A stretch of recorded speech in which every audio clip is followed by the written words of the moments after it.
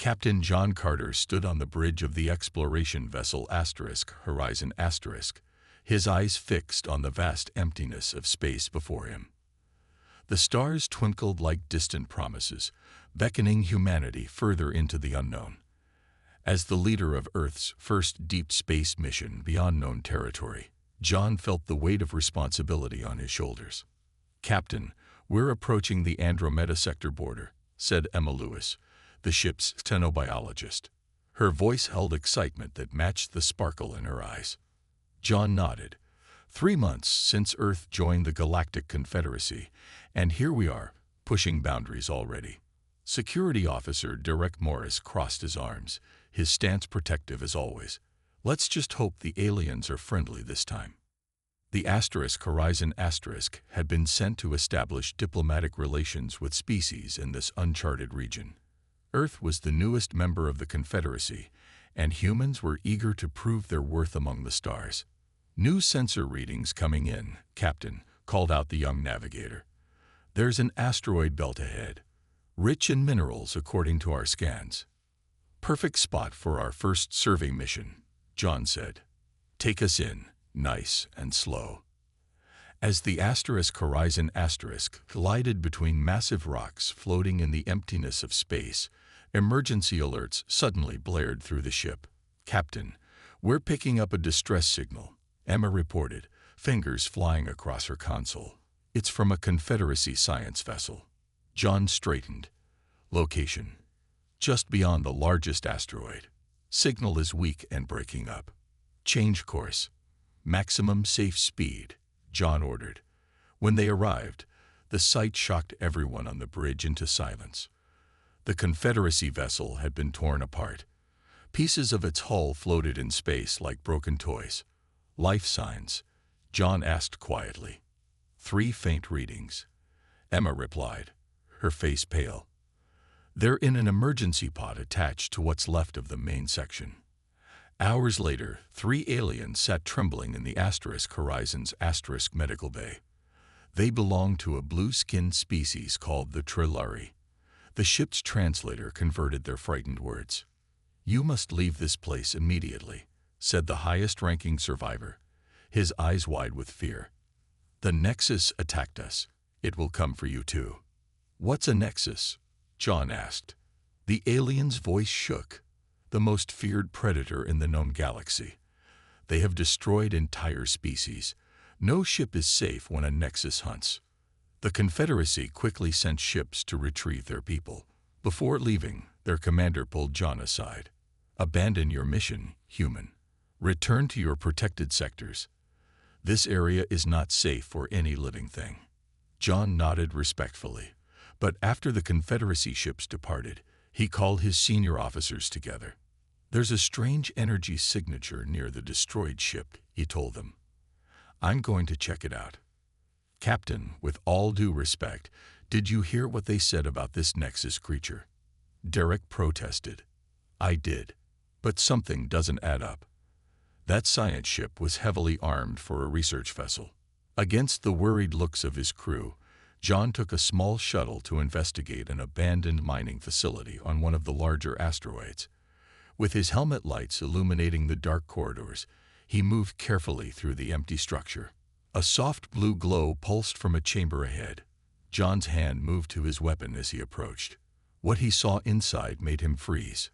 A massive creature composed of swirling dark matter, and streams of blue-purple light was curled in the corner. Parts of its form seemed to shift between solid and energy. When it sensed John's presence, it turned toward him. Instead of attacking, it shrank back, tendrils of light pulling closer to its core. It was injured, and it looked scared. John's communicator crackled. "Captain, Confederacy warships just appeared on our sensors. They're preparing to bombard the asteroid. Get out now." John looked at the creature again. In that moment, he made a decision that would change the course of galactic history. "Prepare the medical bay," he said into his communicator, "and tell no one what we're bringing aboard." Chaos erupted on the Horizon when Captain John Carter returned with the Nexus creature. Crew members backed away in fear as he guided the shifting mass of dark matter and blue light into the quarantine section of the medical bay. "Have you lost your mind?" Derek shouted, his hand fixed on his weapon. "That thing will kill us all." The 3 Confederacy representatives who had stayed behind to coordinate rescue efforts were even more alarmed. "Release that monster immediately," demanded Ambassador Krell, his blue skin turning almost white with fear. "The Nexus have destroyed countless ships and killed millions." John stood firm between them and the injured creature. "This one is different. It didn't attack me when it had the chance. Captain, we need to talk. Now." First Officer Linda Peters pulled John aside while medical staff secured the quarantine area. "The crew is talking about removing you from command. They're scared."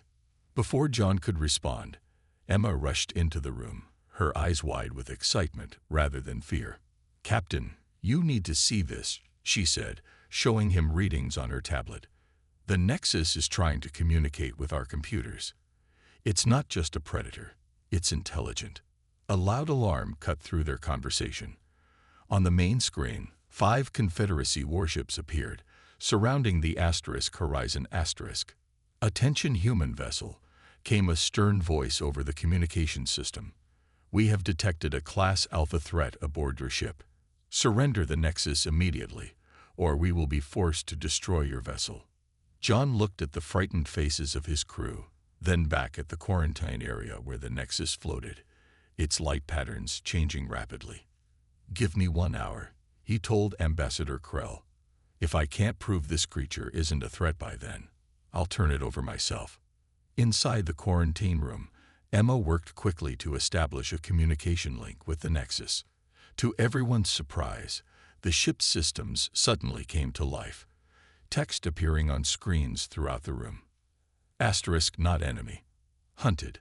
Like you, *. It can interface directly with our technology," Emma whispered in amazement. John stepped closer to the pulsing creature. "Do you have a name?" The lights within the creature flickered. "Names. Not our way. Energy patterns unique. Well, I need something to call you," John said. "How about Spark? Because of your light." The creature's glow brightened briefly, which John took as agreement. Emma's research revealed something shocking. "Captain, according to Confederacy records, the Nexus species has been hunted to near extinction. They're classified as dangerous predators, but there's almost no scientific data to support this. Why would they hunt an intelligent species without cause?" John wondered. Their time ran out when Ambassador Krell entered with armed guards. "The Confederacy ships are charging weapons. Surrender the Nexus now." John stood protectively in front of Spark. "No, I believe this creature is a refugee, not a predator." "Then you leave us no choice," Krell said coldly. Suddenly, all lights on the Horizon * flickered. The ship's engines roared to life without anyone touching the controls. "Can help. Trust me, *. The message flashed across every screen. "Captain," called the navigator from the bridge. "Some kind of wormhole is forming directly ahead of us." John looked at Spark, whose light patterns were spinning rapidly. "Are you doing this?" "Yes. Escape now or D*." John made his decision in an instant. "All hands, prepare for emergency jump." The Horizon * shot forward into the wormhole just as the Confederacy ships opened fire. The vessel shuddered violently, then everything outside the windows became a blur of twisted space. When they emerged, they were in a part of space no human had ever seen before. "Where are we?" Linda asked, staring at unfamiliar star patterns. John turned to the glowing creature that had just saved their lives. "I think we're where Spark wanted us to be. Somewhere safe, for now." Emma approached them both, her eyes full of wonder. "Captain, Spark is trying to tell us something important. It says it wasn't attacking that ship. It was defending itself."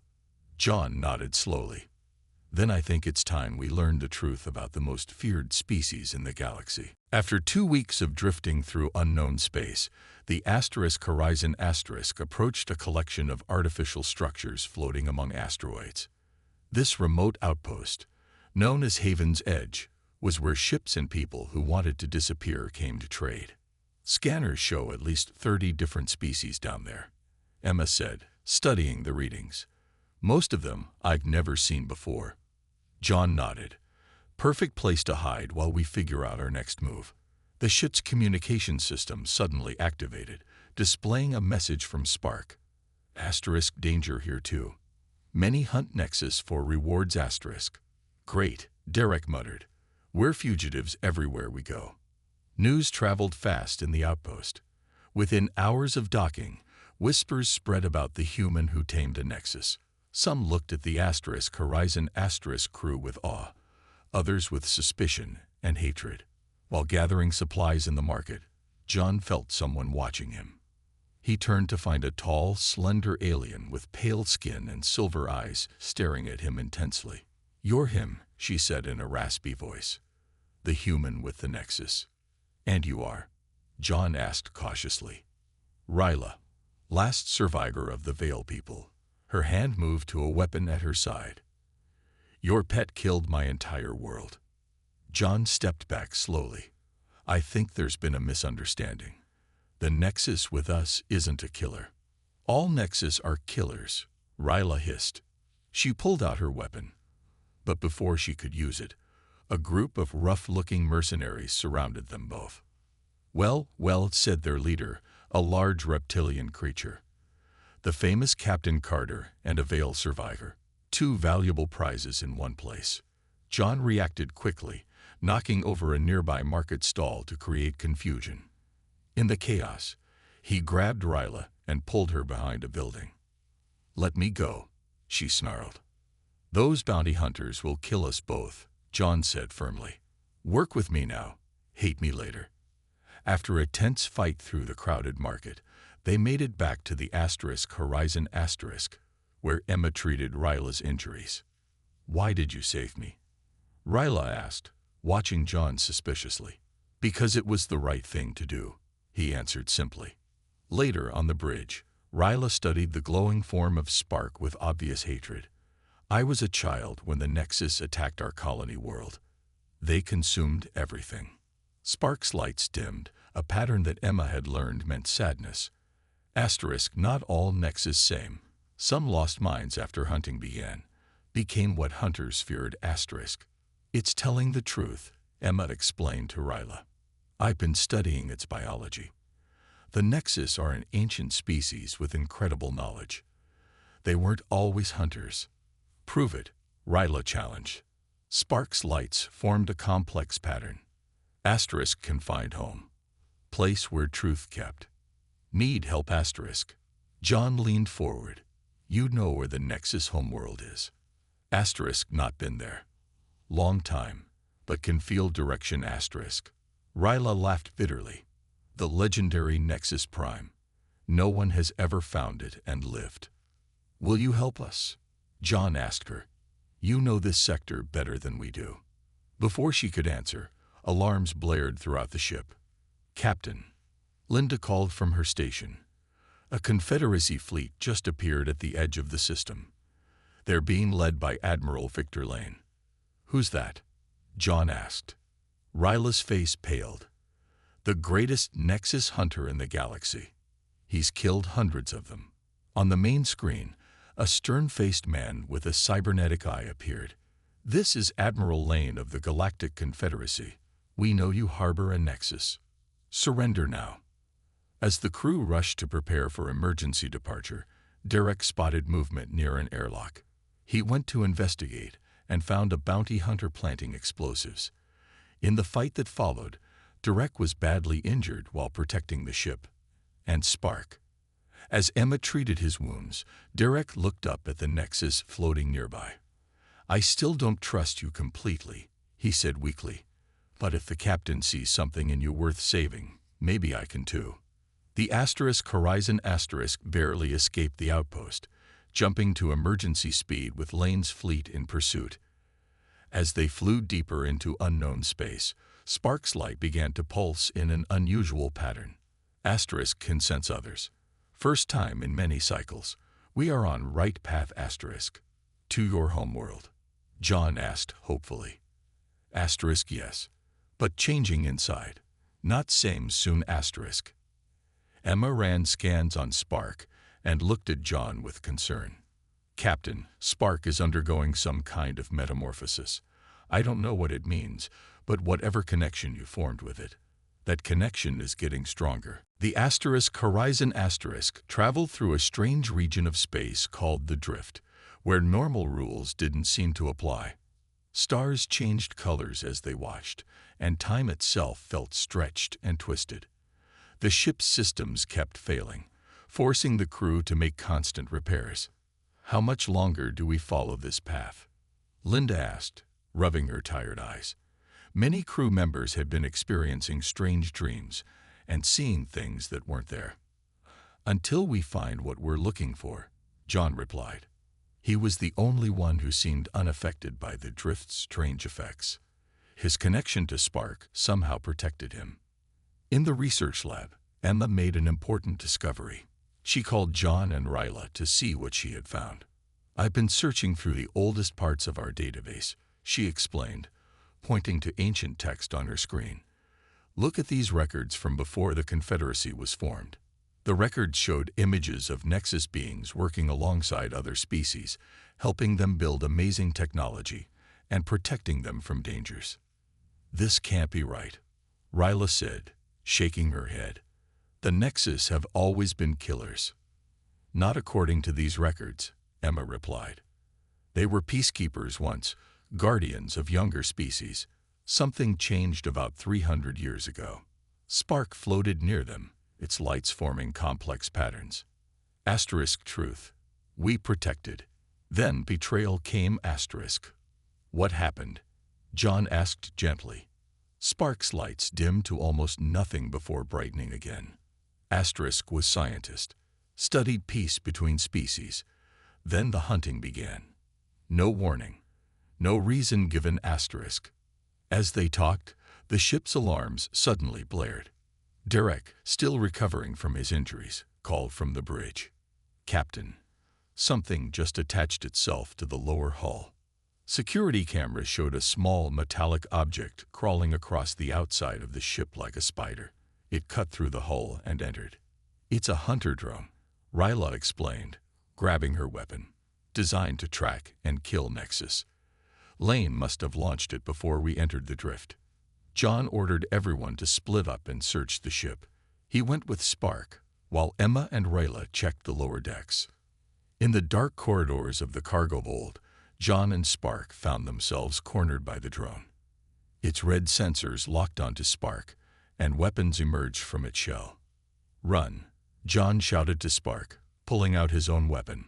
But instead of fleeing, Spark moved in front of John protectively. The drone fired, but Spark absorbed the energy beam. Then Spark sent a pulse of blue light that disabled the drone completely. Asterisk would not let friend be harmed asterisk. John stared at Spark with new understanding. You really are nothing like what they say about your kind. Later, with the drone destroyed, the crew gathered on the bridge as the asterisk horizon asterisk approached the edge of the drift. A strange energy barrier blocked their path. Now what? Derek asked. Before anyone could answer, a large ship suddenly appeared beside them. It was unlike any vessel they had seen before, with a design that seemed to bend reality around it. We're being scanned, Linda reported. The ship sent no messages, but moments later, both ships were surrounded by a field of energy that froze everything in place. We can't move, Emma shouted, as the controls became unresponsive. Dark figures appeared on the bridge, moving through solid walls as if they weren't there. They looked like Nexus hunters, wearing special armor designed to contain their prey. John reached for his weapon but found himself unable to move. One of the figures approached him. So you are the human who bonded with a Nexus, the figure said in a strange, echoing voice. Then it did something unexpected. It removed its helmet. Inside was not an alien hunter, but another Nexus being, its light patterns swirling in complex patterns. "I am Eclipse," it said, its voice now coming directly into their minds. "And you have brought our lost one home." The figure turned to Spark, lights pulsing between them in silent communication. "But now we must determine," Eclipse continued, turning back to John, "if humans are truly worthy of knowing our greatest secrets." The energy field around John faded, allowing him to move again. "Come," Eclipse said. "It is time you learned the truth that the galaxy has tried to bury for centuries." The Nexus ship carried the Horizon crew through a hidden gateway in space. What they saw on the other side left them speechless. A beautiful world hung in the darkness, surrounded by rings of glowing energy. Its surface shimmered with lights that moved like ocean waves. "Nexus Prime," Eclipse announced, pride in its mental voice, "hidden in a pocket dimension for our protection." As they approached the planet, John could see massive crystalline structures rising from the surface. Rivers of dark energy flowed between them, pulsing with life. "I thought your kind lived on ships, hunting through space," Ryla said, her voice small with wonder. "That is what the galaxy was meant to believe," Eclipse replied. "The truth is much different." Their ship landed on a crystal platform where dozens of Nexus beings waited. In their natural forms, they weren't the terrifying predators of legend. They were elegant creatures of light and shadow, their bodies flowing like living art. Eclipse led them to a great hall where 7 elder Nexus floated in a circle. They called themselves the Conclave, the leaders of the remaining Nexus population. "Welcome, humans, and welcome, Ryla of the Veil people." The mental voice of the Conclave leader filled their minds. "You stand among the last of our kind.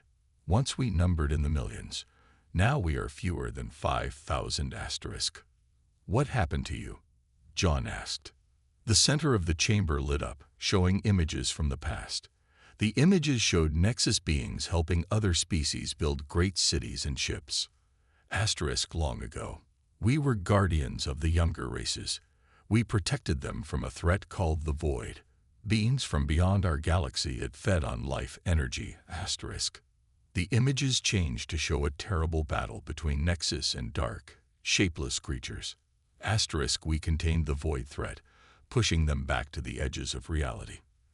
The younger races celebrated us as heroes. The scene shifted again, showing Confederacy ships suddenly attacking Nexus worlds without warning. But fear replaced gratitude. The Galactic Confederacy decided we were too powerful to exist. They attacked without warning, destroying our worlds and hunting us across the stars. But why would they turn on you after you helped them? Emma asked. Power. Control. Fear of what is different. The Conclave leader's lights dimmed with sadness. Those of us who survived became what they already believed us to be, dangerous and violent.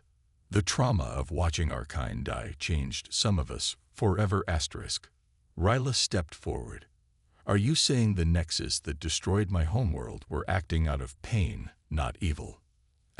Yes, child. Some lost their minds to grief and rage. We mourn what they became, and we mourn your people. During this conversation, Derek and Linda had been exploring another part of the complex. They rushed back into the chamber, faces worried. Captain, Derek reported, we found a tracking device on the Horizon. Lane must have planted it during the attack at the outpost. Eclipse's lights flashed with alarm. If Lane knows where we are. He's coming to finish what the Confederacy started centuries ago. John finished grimly. The Conclave leader confirmed their fears. Core sensors detect a fleet gathering at the nearest dimensional fold. They have weapons that can breach our defenses. The Nexus began preparing for war, their light forms hardening into armor and weapons. But Spark moved to the center of the room, its lights pulsing urgently. More violence solves nothing. Cycle must end. Spark is right, John said. There has to be another way. He turned to the conclave. What if I could show the galaxy the truth about your people? What if there was a way to share your memories, your history? The conclave leader's lights brightened with interest. Asterisk, what do you propose? Asterisk. A true bond, John replied. Between me and Spark. Not just communication, but a sharing of minds. Gasps came from both humans and Nexus. Captain, that's never been done before, Emma warned. We don't know what it would do to you. Asterisk, it is dangerous. Asterisk, the conclave agreed. Asterisk, no non-Nexus has ever survived such a bond. Asterisk. John looked at Spark, who floated closer to him. I believe it's possible, and it may be our only chance to end this war before it begins again.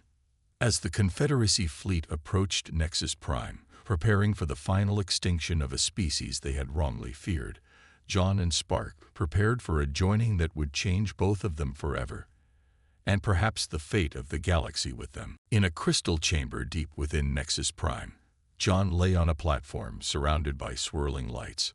Spark hovered above him, its form pulsing with blue and silver energy. The bonding ritual was about to begin. Are you sure about this? Emma asked, standing nearby with concern on her face. John nodded. It's our only chance to stop the killing. The conclave leader floated forward. Asterisk Guns joined. You will never be fully separate again. Parts of each will live in the other forever. Asterisk. I understand, John said firmly. Spark lowered itself until it touched John's chest. A warm feeling spread through his body as light flowed into him. His back arched as memories that were not his own filled his mind. Centuries of life. The joy of soaring through nebulas, the pain of watching friends die in the great betrayal. At the same time, Spark's form took on a more human shape as it absorbed John's memories. Childhood on Earth, academy training, the wonder of first seeing the stars up close. Emma watched in amazement as human and Nexus merged into something new.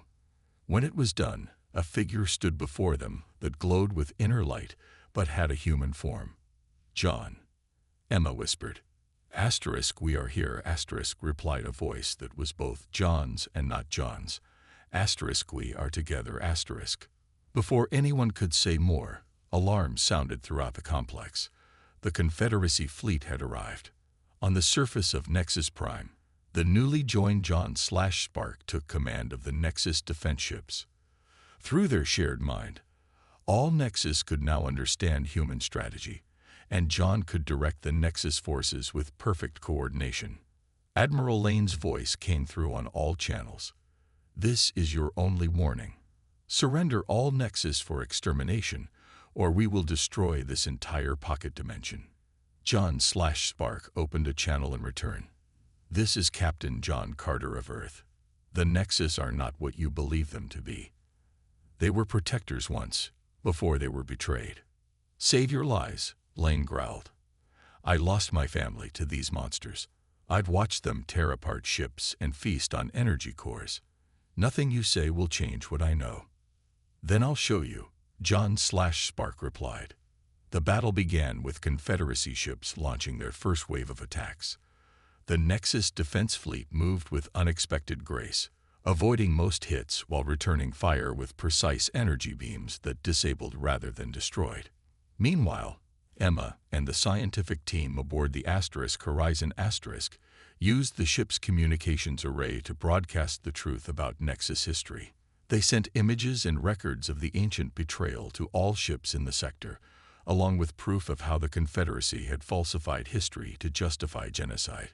As the fighting intensified, Derek led a team to protect a group of young Nexus being evacuated from an outer crystal structure. When Confederacy bombers targeted the area, Derek realized they wouldn't make it to safety in time. Get clear, he shouted to the others, then turned to face the incoming attack alone. He used his body to shield a tiny Nexus child, taking the full force of the explosion. His sacrifice was seen by soldiers on both sides through the battle cameras. For a moment, fighting across the field paused as everyone witnessed a human giving his life to save one of the monsters they had been taught to fear. John/Spark used this moment to approach Lane's command ship directly.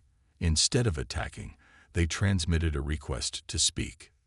"What trick is this?" Lane demanded when John/Spark appeared on his bridge through a projection of energy. "No trick," John/Spark said calmly. "Only truth. Let me show you."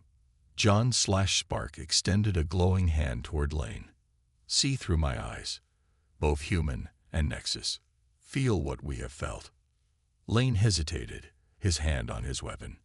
His cybernetic eye scanned for threats, but found none. "Why should I trust you?" he asked. "Because you've spent your life fighting for justice," John/Spark replied. "And deep down, you want to know if your cause was just." After a long moment, Lane stepped forward and touched the glowing hand. His face transformed as centuries of memories flowed into him. The truth of the Nexus, the lie of the Confederacy, and the terrible cost of a war based on fear. When it was over, Lane's face was wet with tears. He stepped back, his voice hoarse as he gave a new order to his fleet. "All ships, stand down." 1 year after the battle at Nexus Prime, the Galactic Confederacy looked very different. The truth about the Nexus and the government's attempt to wipe them out had shocked citizens across thousands of worlds. Old leaders stepped down in shame, and new ones promised a more honest and fair leadership. The Great Hall on Nexus Prime, once hidden from the galaxy, now welcomed visitors from many worlds. At its center stood a statue honoring Derek Morris, the human who gave his life to save a Nexus child. His sacrifice had become a symbol of the new understanding between species. John/Spark moved through the hall, greeting delegates from across the galaxy. Since their bonding, they had become something unique, neither fully human nor fully Nexus, but a bridge between worlds. Their body glowed with soft blue light, and when they spoke, their voice carried both warmth and wisdom. "The ambassadors from the Rigel system have arrived," Emma said, approaching them. She now led a team of scientists from 20 different worlds who studied Nexus biology and culture. "They're nervous. Their ancestors fought against the Nexus in the old wars. We'll make them feel welcome," John/Spark replied. "Fear only survives in darkness. In the light of truth, it fades away." Nearby, Ryla was showing a group of young Nexus how to use a human musical instrument. After learning the truth about her world's destruction, that it had been attacked by Nexus driven mad by grief, not by the natural behavior of the species, she had chosen to stay and help build a new future. "You did it," said a familiar voice. Admiral Lane approached, looking older but more at peace than when they had last met. "When you showed me the truth that day, I never imagined how quickly things would change." "We had help," John/Spark replied, gesturing around the room. "From everyone who chose understanding over fear." The Horizon Asterisk, repaired and upgraded with Nexus technology, had a new captain now. Linda Peters led it on continued missions of exploration, with a crew made up of both humans and Nexus working side by side. In a quiet moment during the celebrations, John/Spark stood at a viewing platform looking toward the edge of the galaxy. There, in the distant darkness, sensors had detected movement. The ancient enemy that the Nexus had fought long ago, the Void, was showing signs of returning. Emma joined them at the window. "Are you worried?" she asked. "Concerned," John/Spark replied, "but not afraid. Not anymore. Because we won't face it alone this time," Emma realized. John/Spark nodded. "The Void feeds on isolation and fear, but now we have something stronger." In the great chamber below, representatives from 50 species gathered around a holographic map, planning a joint mission into the darkness. Humans worked alongside Nexus to design new ships. Former enemies shared knowledge and resources. Even Admiral Lane offered his experience and strategy. Later that night, a memorial service was held for Derek and all others lost in the conflict. Lights floated into the sky above Nexus Prime, one for each life sacrificed. John/Spark released a special light for Derek, watching it rise higher than all the others. He would be proud of what we've built, Ryla said, standing beside them. Yes, John/Spark agreed. He saw the truth before anyone else, that our greatest strength isn't in weapons or walls, but in the courage to understand those we fear. As the new day dawned on Nexus Prime, preparation began for the galaxy's first truly united mission. The fleet would carry scientists, explorers, and protectors from dozens of worlds, led by the most unlikely alliance in history, a human joined with the creature once called the deadliest predator in the galaxy. Together, they would face the darkness, proving once again that understanding could overcome fear and that friendship could be found in the most unexpected places. The end.